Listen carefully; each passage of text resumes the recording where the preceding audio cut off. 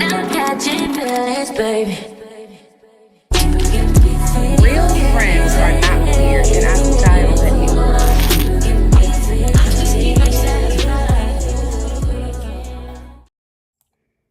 Make sure you guys are not keeping anybody else's man satisfied through the weekend. But anyway, what's up, guys? It is your girl, Antisocial Angelique, and this is episode number 2 of Anti Bullshit. And even though I prefer candles, animals, flowers over human interaction, I'm here. And I'm here because there are actually some people out there that do like me. So, and I'm very grateful for that. So, yes, this is episode number 2 of Anti BS. And this episode is not dedicated to Clarissa Shields. Because for some reason, a lot of people think that I gained my following on all of my platforms through talking about Clarissa Shields, and that is simply not true. So let's take a look at what actually got people to start following me and what I was talking about before I ever was discussing Clarissa. Take a look.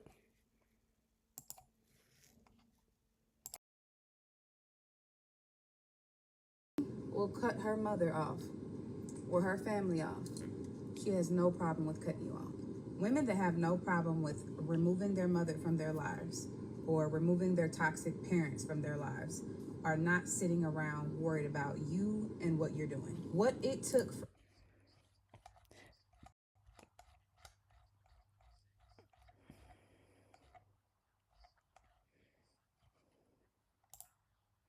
my grandmother showed up to my baby shower today after not seeing me in probably 10, 11 months, closer to a year. And I smiled, said, hey. And the very first thing she said was, I don't love you. And I know you're probably thinking she was just kidding. Real friends are not weird, and I will die on that hill. Real friends will communicate with you. They will be accountable. They will talk to you about their concerns or their issues before they go to another friend or another person that you may not even know and talk about you. They will give you an opportunity. So there it is. There it is. That is who I was talking about. I was talking about my life. I was talking about me. I was talking about my experiences. Okay. So, look, for those that don't know me, this is episode number 2. So, this is not going to be a perfect, flawless show. I'm going to make these mistakes, fair warning. But look, I am just a chick from Indiana, right? Who has had a very dysfunctional, abusive upbringing. But I'm the person that decided that she was going to start saying the quiet parts out loud. And that is what gained people to say, let me follow her. At least that's what I think, because the followers started following, okay? Off of me talking about myself. And speaking of me talking about myself, I'm big on manifestation, and we're going to talk about some manifestation at the very end of the show. It's going to be a very small, this is how we're going to end this episode. But I project, I manifest that this show, Anti BS, is going to change my life and my family's life. That is what I'm manifesting, that this show is going to blow up, that I am going to be known by millions and millions of people. People are going to absolutely love my commentary with this show. Okay. That is what I project, right? Why am I telling you this? The reason I say that is because we see it all the time in the Shade Room or on Baller Alert. Shout out to all of those sites. People get famous and they always end up having to deal with someone that wants clout off of their name, someone that wants to expose them or make them not seem, basically humble them, bring them back down. Like, don't get to feeling yourself. Don't think that you did this or don't think that you're that. And I have a feeling that that might happen to me too. I'm not bigger than the program. So I blow up and I become this famous content creator next week, I can expect, I mean, I would hope not, but I can expect that a couple people are going to have negative things to say about me because it seems to happen to a lot of celebrities or just a lot of people that end up becoming big on social media. So, what I am going to do really quickly is share some things with you guys so nobody can get it twisted thinking that I think that I'm better or that I can sit on this show and talk about everybody else, but I don't want to talk about myself. I can't talk about me. Absolutely not. I'm going to talk about me probably every episode. There's going to be something that I tell you about myself. So, because it's a new show, it's fair that you know I'm 34 years old and I am on my second marriage. This will be my last marriage, of course. I am very happily married. I have known my husband for over 20 years since we were about 11 years old. Um, but I was married before and it only lasted a year. It was horrible. It was narcissistic. It was, oh, it was horrible. I left him and it was the greatest thing that I ever did in my life. If I would not have left him, my life would, I'm so thankful for where I am in life. Nonetheless, I was married before. And I have, like I said, I have 5 kids, but I actually only have 4 biological children. Okay. My fifth child is my wonderful stepson. But all 4 of my children have different fathers. There you go. The bomb has been dropped. It has been revealed for those that don't know me. Am I ashamed of that? Yes. Am I embarrassed about that? Yes. I am not happy to say that. The only thing that I can say, which honestly doesn't make it better, is that 2 of my children were out of wedlock and 2 of them were in wedlock. What difference does it make? But I just thought I should let you know. I was 19 when I had my daughter, who is 15. You always think that young love is going to work. You're a teenager. Obviously, it didn't work, right? I got pregnant again about 8.5 years later with my son. And I was not in a relationship with that young man at all. In fact, we weren't even dating. It was what you would consider to be a fling. I honestly, I had no business doing what I was doing, okay? And I did. In my 20s, not thinking and just being irresponsible at the time. Um, he is no longer alive. Rest his soul, seriously. But I had my son. A few years later, I'm, married to this guy and we have a baby. I left him. It didn't work. I would have been a fool to raise my children in that environment. So this for me is like we have the discussions and the conversations of male-centered women, but honestly, we don't talk enough about the women that, fuck up, make these mistakes, but they will leave. They will leave. And guess what? You end up dating again eventually. You move on. And that's what happened. And one day, my husband, who wasn't my husband at the time, he commented on an Instagram photo. I never, even though we had been friends, we never told each other that we liked each other ever. I actually thought that I wasn't his type. He was completely, for me, the opposite of what I thought he would be attracted to. I am, like I said, I'm from Indianapolis. I mean, he's from Indianapolis too, but I am more, I grew up a little bit harder. And I was, my life was way different than his. He went to college, I didn't. So that lets you know. I thought he was into a certain type of woman, and I didn't think that I qualified for him. That was me. He never said that. I was wrong. He's my husband now, and I could not be happier. But again, I say all that to say I learned my lessons late, and I don't recommend any woman out there to do what I did. Please, for the love of God, don't do this. Don't have multiple children by multiple guys. If you made a mistake, you made the mistake, cool. Am I advocating for that? Am I making any excuses for that? Absolutely not. Again, I'm not proud of it. I can't do anything about it now, but just say don't do that. Teach my daughters never, ever, ever to do that. And be the best mother I can be and give my kids the life that they deserve. You know what I mean? So I said that because I just feel like there's gonna be somebody out there that's like, I'm going to, who does she think she is? I'm gonna expose her or whatever. And it's like, look, I don't have a problem with talking about my imperfections. I'm not perfect. Nobody is. It is what it is. I messed up. So, with all of that being said, we have all of that out, right? This is a show that is going to be, talking about people, talking about a lot of stuff, and it's going to get real raw. It's going to get real raw. It's going to get real crazy. But again, I don't have a problem talking about myself. So let's get into the actual show. I have, let's see, two, three, four, five stories that I want to talk about. They won't be very long. And then at the end, like I said, I was going to just briefly end it with something positive, okay? So I'm an animal lover. And if you're an animal lover, this story is going to piss you off. I can't believe this. I can't believe this next story. Let's listen.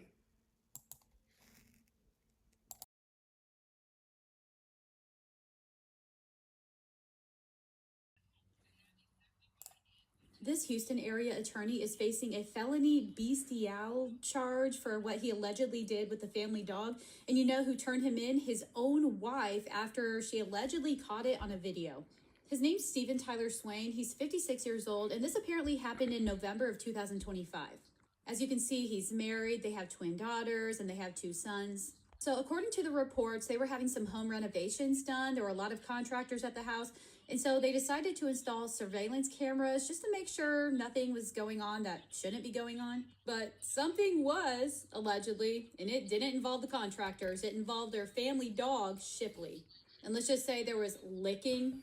Now, I've only seen the first couple pages of the report, and let me tell you, it's graphic. It's disgusting. And in addition to what he was allegedly doing with the dog, he was apparently bringing SEX workers inside the home. Anyway, look, this is the bio on his.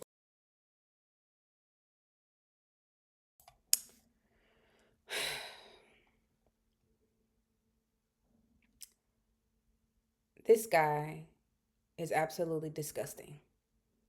This guy is an attorney or attorney or an attorney general, whichever one it is. This guy is absolutely disgusting. Imagine walking in or going over looking at your video cameras in your house and you see your husband essaying your dog. Just imagine. Shout out to his wife. A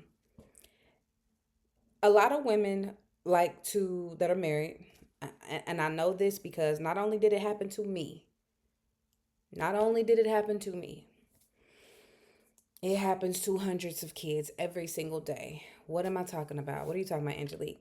I'm talking about the fact that women tend to stay with their husbands. They stay with their husbands. That is very, very rare. I forgot what these statistics are, but it is very rare for rare. I cannot talk tonight. For women to leave their husbands, even after finding out that they sexually assaulted their child, and in this case, the dog.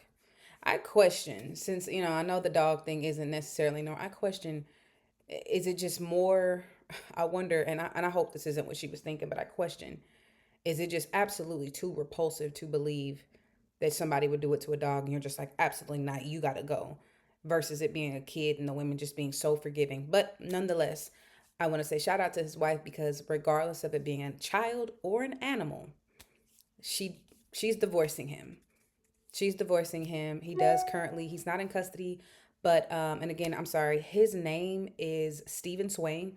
Not in custody, but he does have a warrant out for his arrest, or at least did. This story, I believe, is from I think a couple months. No, it was from November, I believe. So I'm not sure if he's in custody. I guess at this point, but yeah. Shout out to his wife for filing divorce papers. I know. I do hope that she goes through with the divorce. That I don't know, but a lot of women do not leave their husbands, and it doesn't matter that they caught them in the act. It doesn't matter that the kid came to them and told them, hey, this is what happened to me. The women, for some strange reason, choose security over safety. Again, it happened to me, right? Choosing security over safety. And it's very unfortunate because me personally, I just got through telling y'all how much I love my husband. But if something like that ever were to happen, I am choosing my children. We are going to go figure it out. But we're not going to stay together. And he's going to do the same exact thing if it were me. I know that he loves me so much, but guess what? If I hurt my stepson, or even if I hurt my biological kids, he's not going to stay with me. It doesn't matter how much he loves me. He loves his kids more. And that's how it should be. You should never, ever, ever choose a man or choose a woman over your kids. And in this case, she don't play about her dog. The dog's name is Shipley, by the way. Shipley, I am praying for you. I am so sorry that you had to experience this. Although you will never see this news, you will never see this show. I am praying. This isn't funny, by the way. But I'm praying for Shipley. Shipley did not deserve that. That dude is absolutely disgusting. So I want to go into something a little bit lighter, really quickly, because a couple of these stories are not so light that I'm going to be talking about tonight. But I want to give a shout out to Chris Brown. Yes, Chris Brown has recently graduated college and he got his doctorate of philosophy in visual and performing arts. Okay, that's huge. That's huge. He has a degree, unlike other people that are currently in the news. I can see that. There it is. It's right there. Okay. Yeah, he has his degree. Um, Chris Brown, I feel like he gets a lot of negative comments. I feel like people always have so much to say about Chris Brown, and I honestly don't understand why there's so much hate for him sometimes. It's ridiculous. Chris Brown is one of the most talented artists of our time. We cannot, that's just undeniable. He's a great singer, he's a great dancer, and he's a great songwriter. He's a father, and again, here it is that he has overcame. Yes, he made some mistakes earlier in his career, but I just feel like there are people out there that have done way worse, and you guys have forgiven them. So I don't know. I just feel like the industry tends to pick on Chris Brown. I do not like that. Um, and we gotta stop. Like this is big. So like I said, I'm going to give flowers when flowers are due. Chris Brown deserves his flowers. He's an amazing artist. So yeah, big shout out to him. That's amazing. Yeah, that's great. This next story that I'm going to talk about, I want to rock you guys' mind. I want to bring awareness to, because we're about to go back to talking about kids and abuse. I really want to bring awareness to moms and dads when it comes to who they bring around their children. Every single day, there is a news story of a child that has been killed by the hands of their dad, their mom, their mom's boyfriend, their dad's girlfriend, or everybody was just, the dad and the girlfriend did it together. It's happening every single day. And the issue with this for me is not enough people are doing background checks on the people that they bring around their children. And just, we can forget the background checks for a second. Just don't know them. If you don't know them, why are you bringing them around your kids? If you just met them last week, why are they already meeting your kids? If you've only known them for 90 days, why are they watching your kids? And I want to say, if and if you meet a man, I'm talking to the women. If you meet a guy that is eager to meet your children or watch your kids, he is probably a predator, because men usually don't want to jump into watching somebody's kids. Hell, they don't be wanting to watch their own half the time. And I just feel like y'all not paying attention. Y'all not, it's the red flags. They're right there, and y'all just continue to ignore them, because a lot of y'all women are so male centered, and want to be with a man so bad that you're willing to throw your kids in the fire just to be laid up next to that man at nighttime. And y'all know I'm not lying. Everybody that is going to watch this is going to know at least one person in their life, one woman, or even one man that is male centered or woman centered, and they don't give a damn how long they knew them. They're moving them in or they're bringing them around their kids immediately. You have got to know and pay attention. And furthermore, talk to your kids. Ask your kids questions. Look at this, guys.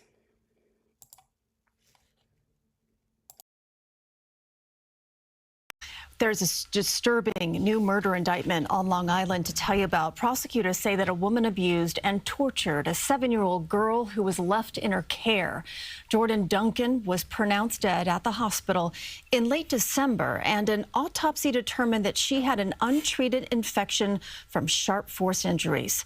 50-year-old Emily Kelly of Bayport now faces second-degree murder charges.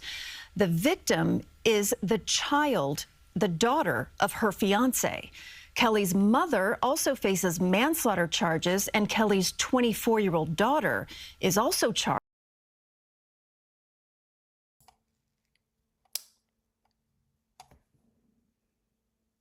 Her dad, this beautiful 7-year-old girl, her dad's fiance, the fiance's mother, and the fiance's oldest daughter abused her.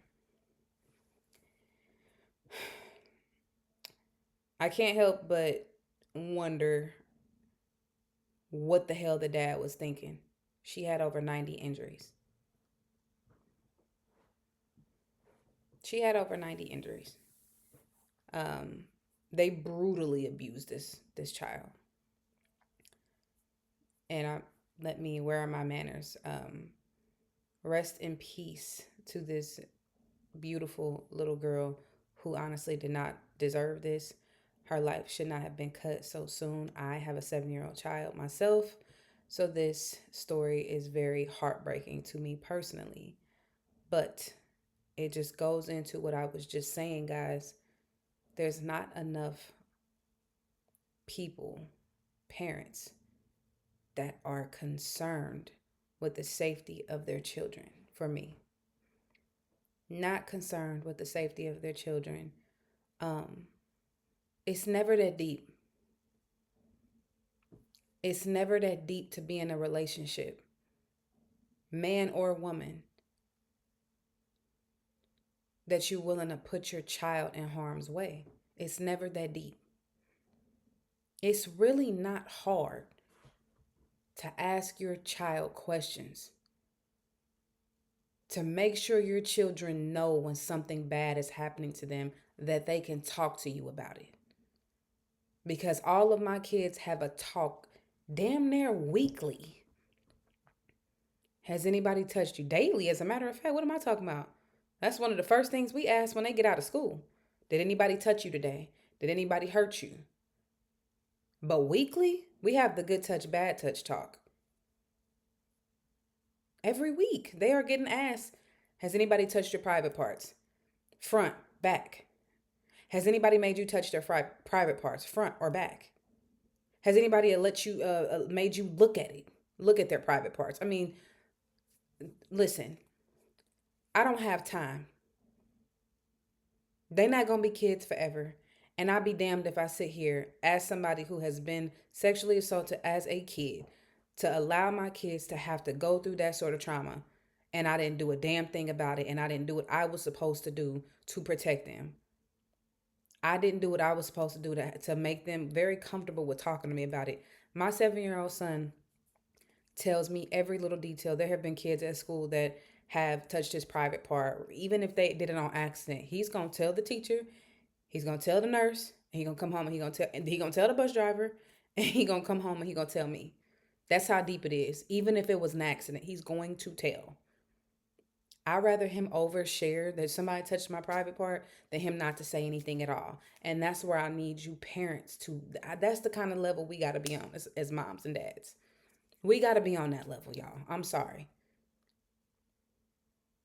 We have got to start protecting the kids. I really feel like there is a hidden agenda out there that doesn't protect the kids at all and that honestly wants to keep the abuse going because it honestly, how do I explain this? I have a theory, and I won't stay on this too long, but I have a theory that the judicial system, oh my gosh, I can't talk.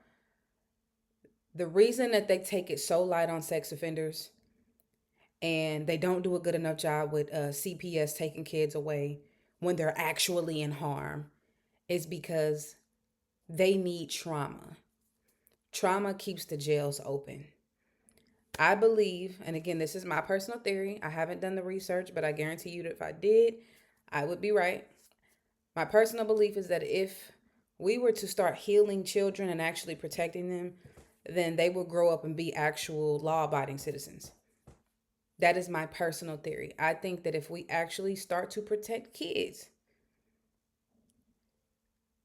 and make sure that they are protected, they're going to end up growing up with less trauma and become law-abiding citizens, which then means that the jails won't be as packed, right? There will not be as much crime, which then doesn't equal a lot of money for the big people. That's my personal theory. So we're not going to jump in. We're going to protect some, but we ain't going to protect all of them. And then we're going to take some of them from their mom. And then we're going to put some of them over in these foster cares and we're going to let them get abused again. I mean, we kind of did our job, but that's what they're doing. They're not even making sure that the foster parents are not abusing the kid. They're not making sure of that. So that's my theory.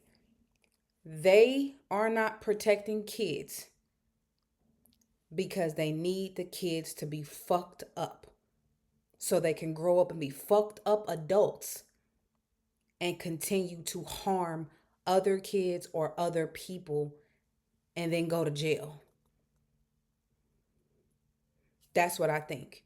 And the reason that the sex offenders, specifically sex offenders,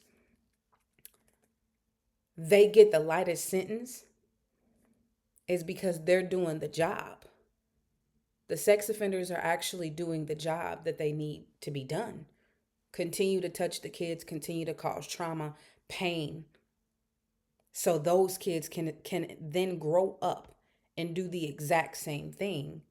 And we can continue to make money. We can continue to make this medication, all these things that these kids are going to, the drugs, they're going to need all of that to cope with that sexual trauma or that abuse. That is my theory.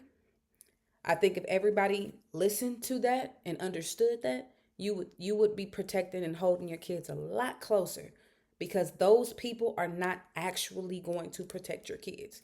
They might protect their kids, but they're not protecting our kids.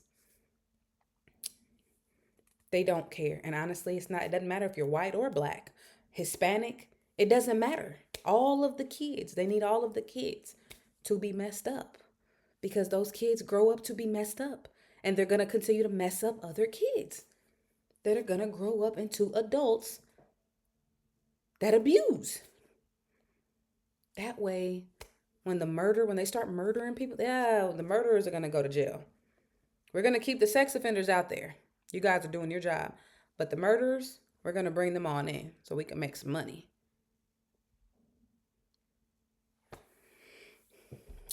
Protect your kids. Rest in peace to this little girl. Please do more. Get to know the people before you start bringing them around your children. Speaking of children, this last story, very, very disturbing to me because this is where the mother ought to get the shit slapped out of her because she's actually awful. And there are a lot of mothers like this next story. This young man, his name is Jesse Butler, and he raped a couple girls, strangled them. Just take a listen. Says he raped her instead. Later that same week, KS reported that Butler choked her again, and it's for a sick reason. The affidavit says, quote, KS stated Butler told her he wanted to strangle her so he could film it on his phone. And if you can believe it, police found that video on Butler's phone, which showed him choking KS until she passed out. Butler was charged in March 2025 with 10 counts. An 11th was eventually tacked on when he reportedly violated a protective order. And we got our hands on body camera footage from Stillwater police that shows officers arriving at the Butler home and taking the teary-eyed young man into custody. We're going to need to obviously tell our story too. Yeah. Jess, it's Mom. Open the door. It's me. And if you'll just have him step out. Okay. Give me your wallet and phone and stuff. So, okay. Your what? They're in the car. Well, okay, it's fine.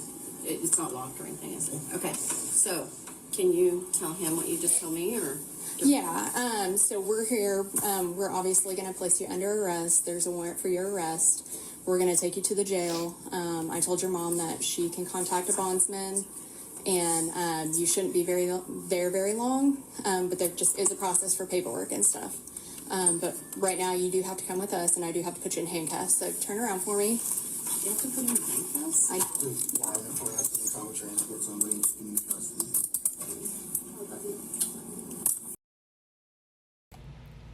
Yeah, so his mom is a piece of shit, is what I wanted to say.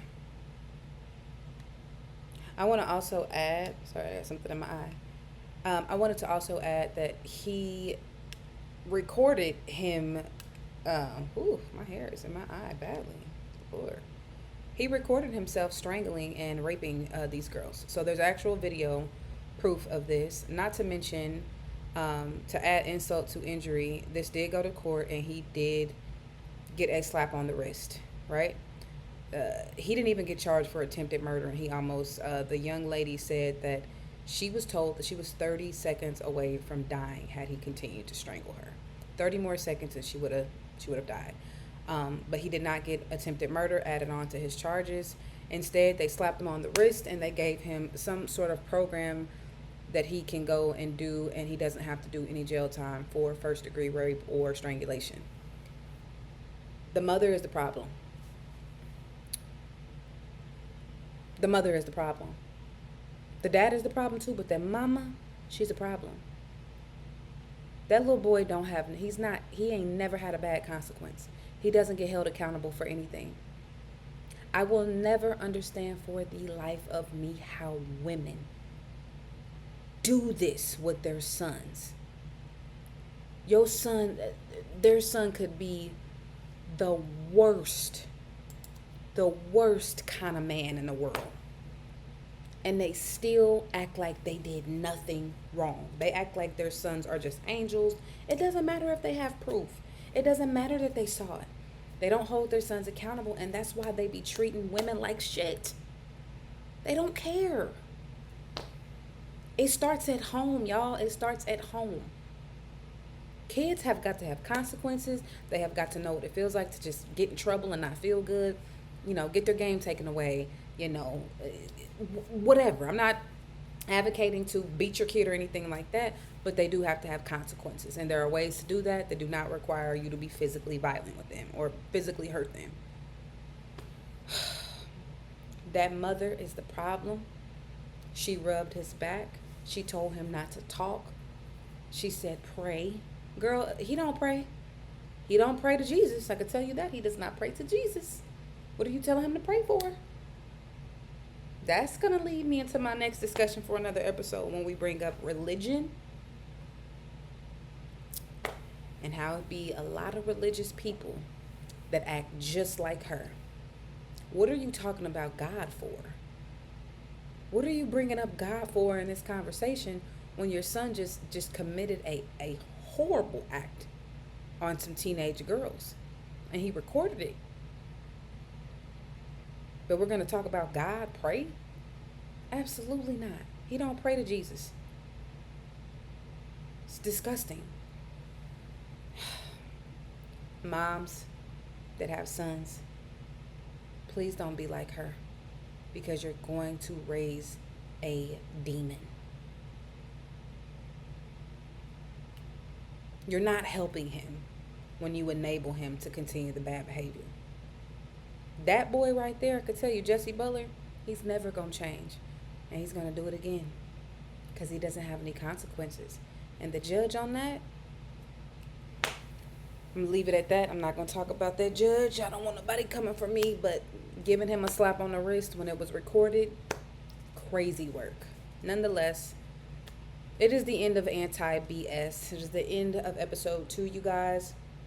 I really do want to bring up one thing before I let you go. I'm going to end every show with a positive note, okay? Something to just make you feel really good when we end this show. By the way, yes, this is what I look like without my glasses. I am just choosing to wear my glasses, guys, because I love them and I got them from TikTok. They're like $12. I have 2 pair. They come in like a 2-pack. I'm going to link them to this video, guys. But they're just so cute. They're just like super cute. They're like really thick. And like I said, these ones right here are like the, you know, the little gray. These are all black. I got them off of TikTok for like $12. Why not? Get these for the summertime. I love them. They are so good. They're like, they really feel like designer glasses. Anyway, let's talk about manifestation. Let me show you guys something. Manifesting 50K followers on Facebook by January. Remember this post. I posted this December 7th of 2025, guys. 2 days ago, I hit my 50,000 follower goal. Truth be told, when I made that post in December, my goal overall was just 50,000 followers in 2026. 50,000 followers in 2026. That's what I wanted on Facebook specifically. And I was able to accomplish that goal the other day by simply writing it down, believing in myself and putting in the work. And it actually happened. And I want you guys to know, like, I'm really big into scripting, which is, again, that's writing it down and making sure that you are thankful in advance.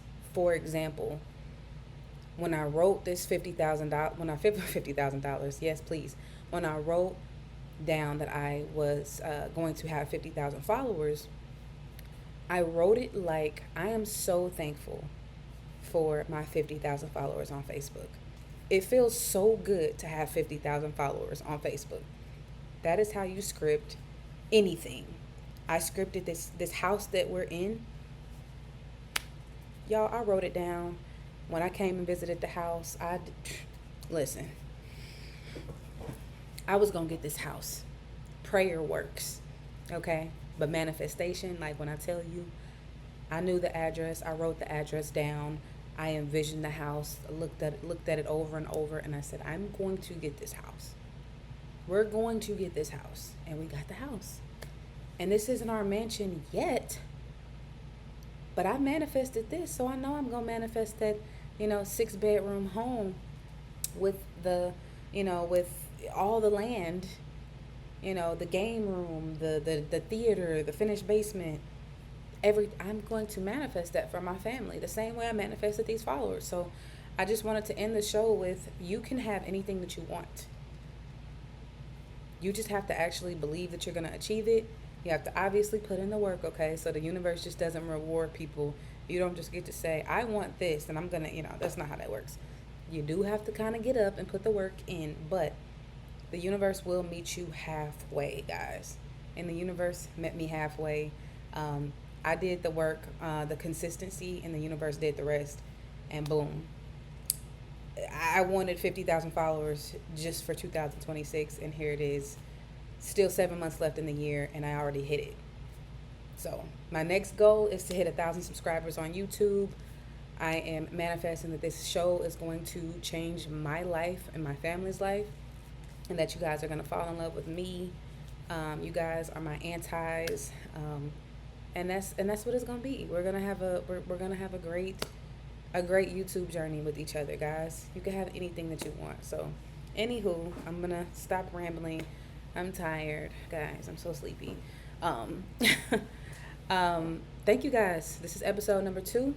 I'm going to drop it tomorrow, so that'll be on Tuesday. Not sure what time yet, but Thank you so much. I hope you enjoyed this episode, and feel free to send me a message or comment on the video. Make sure you like and subscribe, of course, but send me an email. I'm going to have all this stuff linked in the video. If you have things that you want me to talk about on the show, send me an email and I will definitely talk about it. But anywho, you guys have a good night. Peace.